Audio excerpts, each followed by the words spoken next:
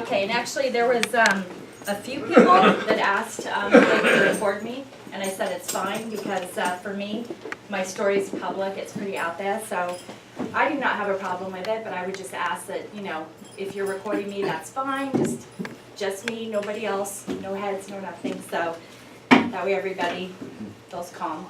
So I'm Tara, alcoholic. Hey, Tara. And I would like to open with the prayer. Lord, I just pray, you know, Lord, you get the glory for everything I do. If anything said tonight blesses someone, then I know it's of you. Anything that I do, Lord, please just help me to get out of the way so that your message can be, you know, put out exactly how you want it and allow your word to shine through. Lord, thank you for all of these wonderful, amazing, beautiful family members. I mean everybody in this building. Thank you for all of them. Thank you for safe journey. Thank you for safe journeys home. And thank you, Lord, for your grace upon our lives. In Jesus' name I pray. Amen. Amen. So I'd like to thank Rose for inviting me to speak. We'll see if she's glad at the end.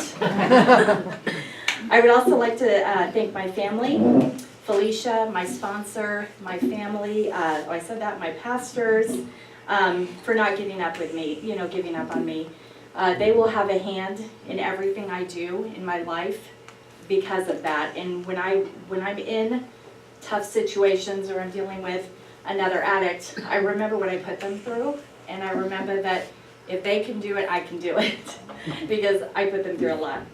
So, of course, my son and soon-to-be daughter-in-law, my husband and my pastors are here tonight, and of course my other family. So I want to recognize everyone, and my son is actually going to read something that he wrote about my addiction. I feel like his story is going to, I think it's unique when we get an opportunity to hear what family members really believe and think and what they've gone through in addiction. And he's very brave and has offered to, you know, read something that he wrote about me. Obviously it's not easy to hit, but my hope and prayer is that through his story, you can see that families can heal, because if he can forgive me, then your families can forgive you. That's what I know. I do want to apologize for some of my family members not being here tonight. You know how they are. They think they're perfect. They're movie stars. You might have heard of it. Jackass and Jerry Springer. They're regulars. And I also need to apologize for the epidemic of yellow snow in Missouri in 2017. When I drink, I pee. It's just a fact. So I had this brilliant idea that, you know, it got to the point that every time I drank, I would pee. And so, of course, you know, you're covered in pee and you stink and you wake up the next morning and you're a mess.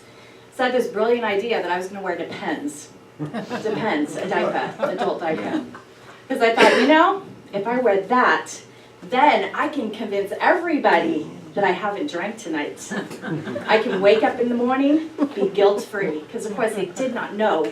I mean, the peeing was the only obvious tell that I was drinking. The funny thing about Depends is it only holds about 2 pees before it actually starts to hang like a pendulum between your legs. And occasionally they break and little pieces come behind you. It's very rude when the guy at the grocery store follows you with them on, by the way. Just saying. Anyways, I don't know about you, but do you ever get a drunk sweet tooth? Okay. I'm so glad she'll understand the story.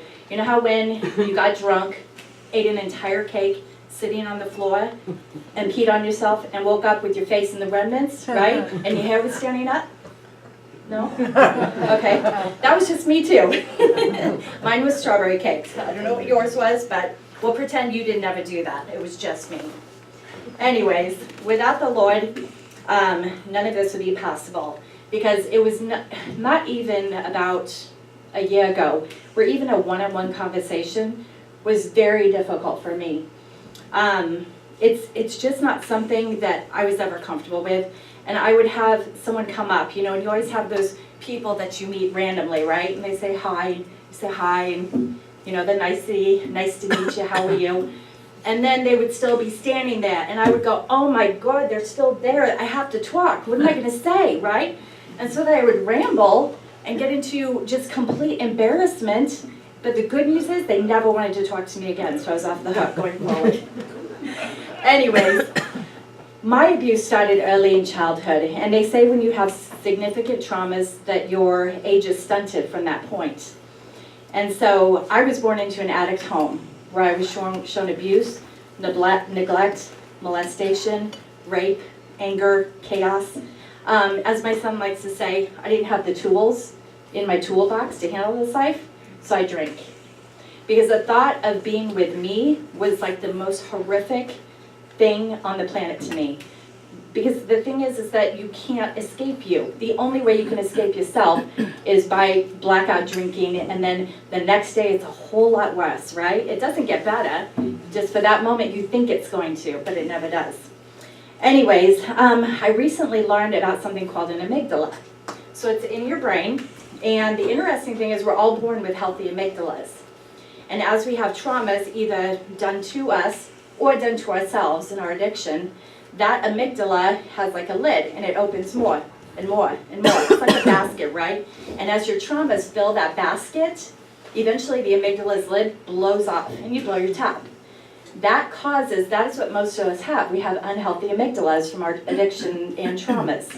So the hard thing is that an overactive amygdala causes you to either fight, flight, or freeze.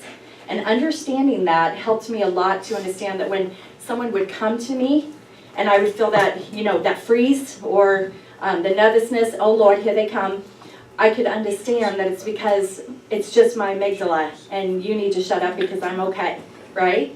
But those kind of things are helpful for me to understand and to learn and to know. So I feel like, today if I were to have a conversation, at the end of the conversation when I'm done, it's such an easy thing. I can say, nice to speak to you, talk to you later, bye. So simple, but I never did that. Anyways, the thing with alcoholics is we can spot each other. We can be in a room where we've never met anybody, and we can find the other alcoholic in the room. There's just this thing that we have. And nice to see you all. Anyways, there's this thing that we have where we have a unique understanding of going to the depths of hell, right? For some of us, time sharing, building land, trying to put grass down, trying to get neighbors. People didn't want to move into hell with me. Tried, but didn't work. So we have that unique understanding of going to hell, coming out of that, and then being able to understand with each other what we've been through. Because the good news is, nobody has gone through anything unique in addiction or in life. You can always find someone who has a sharing situation with you. And that's the comforting thing, is that alcoholics, we have that understanding and love and support that you cannot find outside of these rooms. That's why this program works, is because we understand and we have that compassion. For example, if I'm out, right, and I know I've had a bad night of drinking, excuse me, sorry. If I know I've had a bad night of drinking, it is not uncommon for me to wake up in the morning and very nervously walk around my vehicle looking for dents or blood, and being scared, turning on the news, wondering if I did anything, or waiting for the police to come to my door because I had no memory. But I knew that I had driven drunk because there was bottles everywhere. And I didn't start out with those in the beginning of the night. So for me, if I said that to a room full of normies, they would be horrified. I say that to a room full of you guys, and you say, yep, I remember when I did that. Because we've all done that. It's awful. But anyways, when I find myself driving through neighborhoods in my brain that I shouldn't be in, regret, remorse, pain, memories, sadness, all of those things, I have to get out, or I'm going to take a left turn at the liquor store in my brain.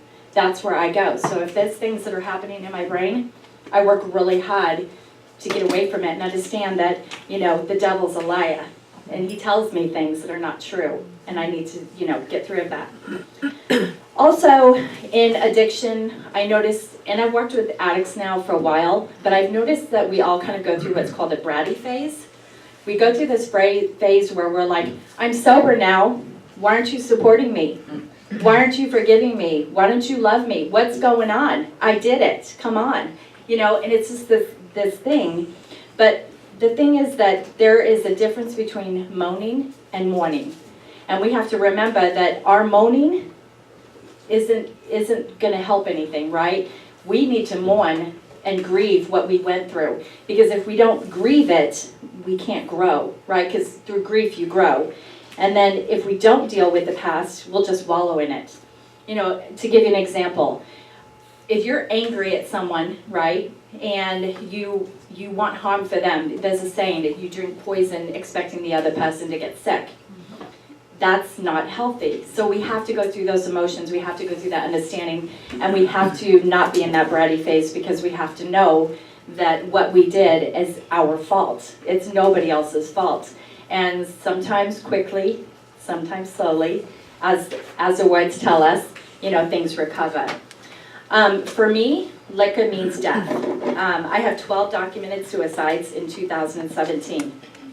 I can tell you with zero doubt that the Lord is real, because when I overdosed on 350 anti-psych pills with over a pint of vodka on March 8th, 2017, I took them after my family had gone to bed. My husband, for some reason, reached over to me, which he doesn't typically do because he's upset, you know, that I've been drinking again and breaking promises again. So we would go to bed and he would be frustrated and angry, of course.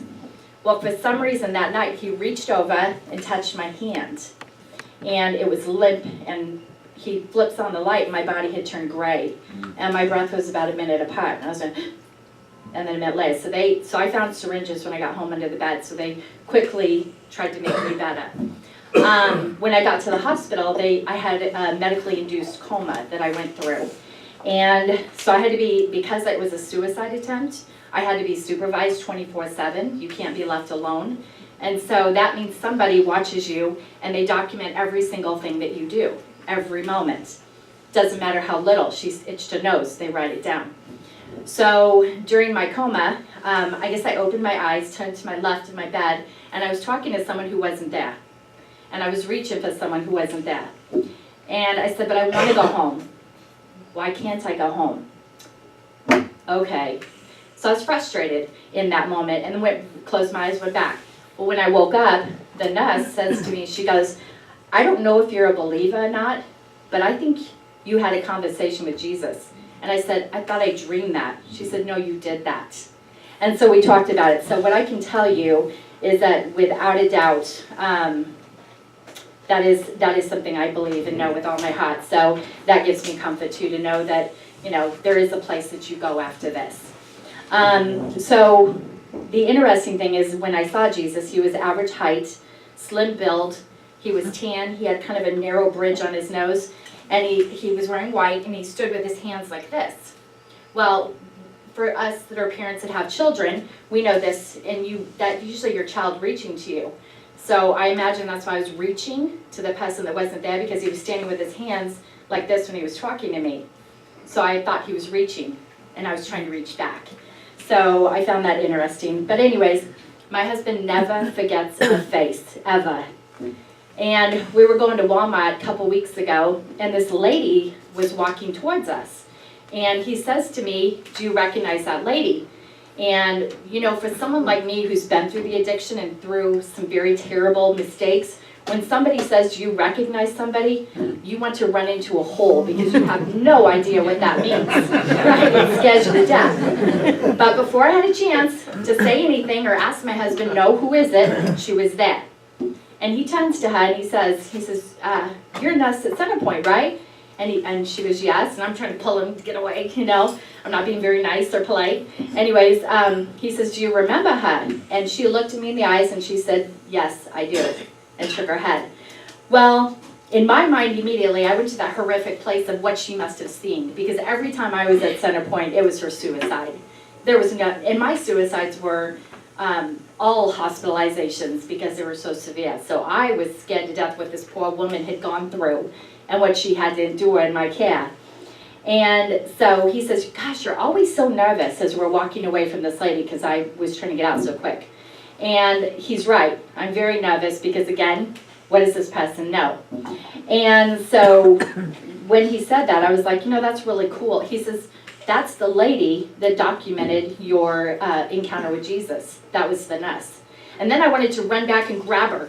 But the cool thing is that now I have a face to go with the memory. Because when I woke up from the medical-induced coma, I was very groggy and weak still. So I didn't remember what she looked like. But I do know I'm alive today because of Jesus and my faith. Anyways, our families have a story of their own from our addiction. And I feel like we don't always get the opportunity to have that rare glimpse into a normie's perspective, dealing with an addict. And so I have asked my son to come up and read a little bit of what he wrote about me, because I'm hoping that it'll help the family. So Billy, would you come up, and then I will finish up after him.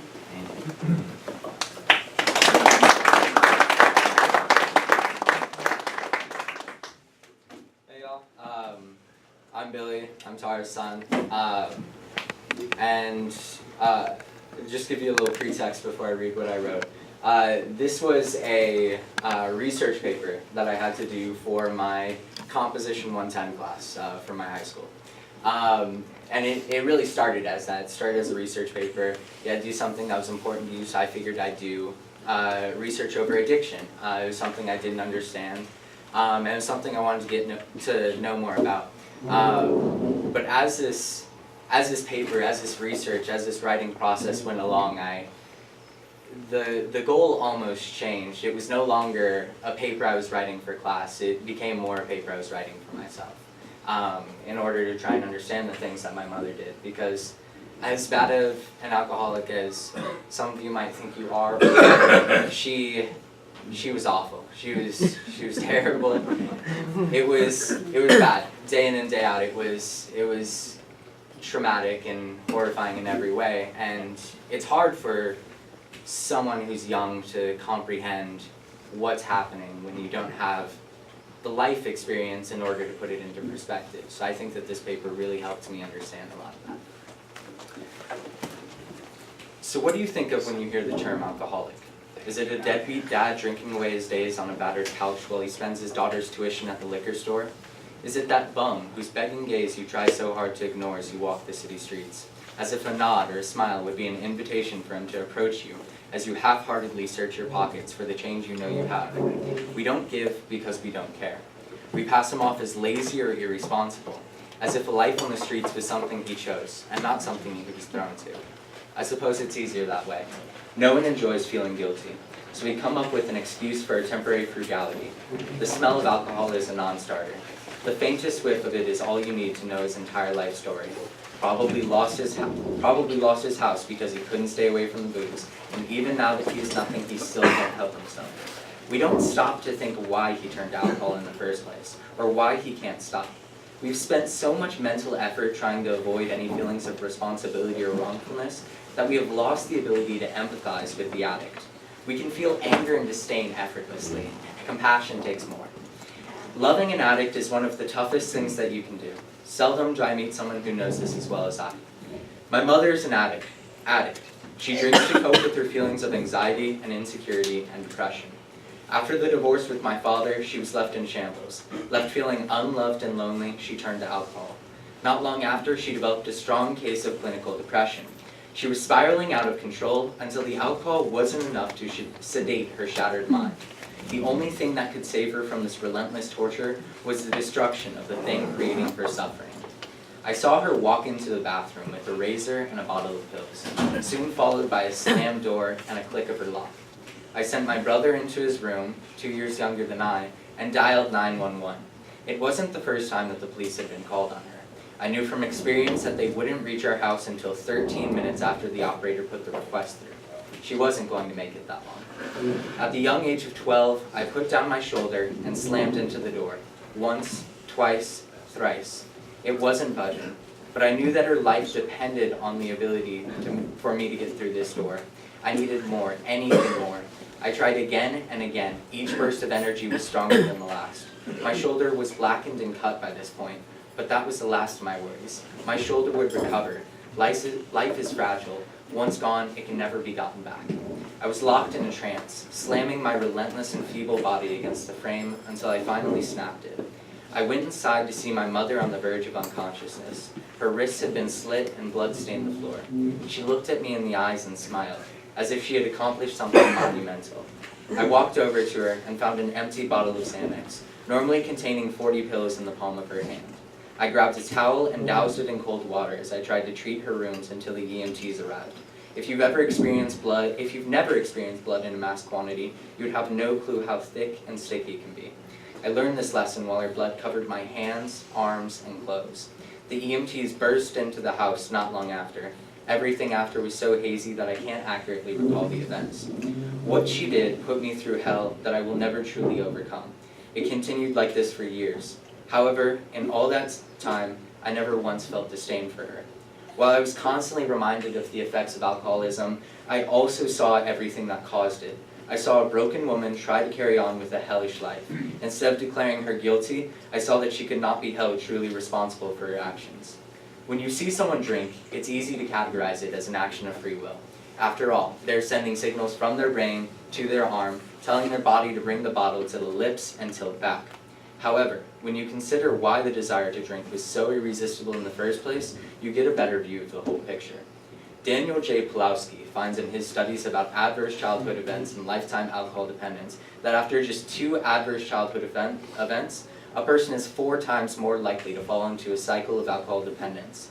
After that, the likelihood of them becoming an alcoholic exponentially increases with each event until you get as close to a guarantee as science can reasonably come. Unsurprisingly, my mom was subject to more of the events than can be recollected. Even after years of therapy and rehab, her mom was a drug addict, or can be recollected even after years of therapy and rehab. Her mom was a drug addict and alcoholic as well. However, to compare her to her mother would be to compare a light shower to a hurricane. Her mother would consistently beat and abuse her. She spent nights alone in the harsh Boston weather, left without even a blanket to shield her from the elements. However, this wasn't the worst of the abuse. After my mom hit puberty and took her first steps into womanhood, her mother saw an opportunity. When money was short, she could very quickly find a number of men with very specific tastes in particularly nubile and young women. These men are willing to pay decent money to fulfill their urges in a condoned setting where they could be guaranteed amnesty from the illegality of their acts. Therefore, my mother's body became a tool for satiating her mother's drug addiction. When keeping this in mind, it's no wonder she turned to alcohol at a late age, especially considering that the second biggest factor when evaluating likelihood of adult alcohol dependence is instances of sexual abuse at a young age. The alcohol research group quantitates that when a woman is sexually abused as a child, they're 7.1 times more likely to be ailed by alcohol dependence as an adult. Furthermore, Stephanie Kuntz highlights in What We Really Miss About the 1950 how women are substantially more likely than men to turn to alcohol as a means of coping. I didn't hate her for her behavior because I knew that the odds were stacked against her from the start. She was put through immense stress as a child, and when that immense stress reared its ugly head once more, she had no tools in her toolkit to properly handle it. I learned to hate the addiction but love the addict. However, regardless of likelihood, it was her choice to drink at the end of the day, right? This line of thinking is one of the biggest reasons for the stigmatization of alcoholics. While this may be an easy claim for a healthy-minded person to make, the psychologists of the world would disagree vehemently. My mom suffers from an extremely harsh breed of PTSD. This caused the underdevelopment of her frontal lobe, the part of the brain responsible for rational